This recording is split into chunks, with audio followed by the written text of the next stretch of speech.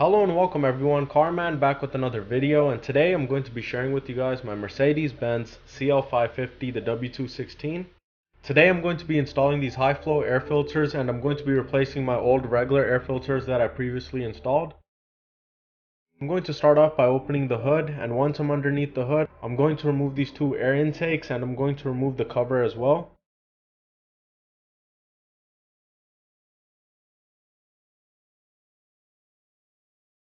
Now that that is out of the way, I'm going to remove the small rubber pipe and remove the whole air intake box.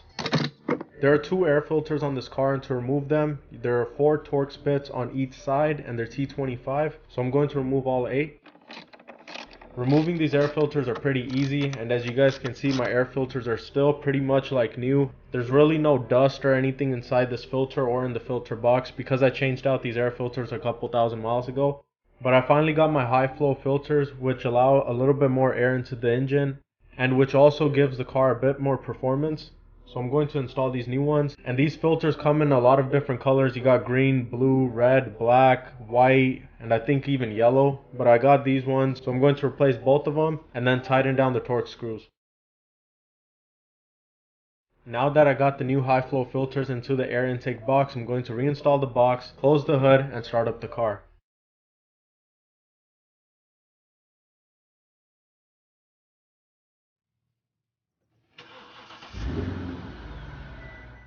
So I hope you guys enjoyed this quick and easy installation video of the high flow air filters on my CL550, and if this video helped you out, please give it a like and share, and if you have any questions or comments, please leave them down below, and I'll see you guys soon with another video. Thank you.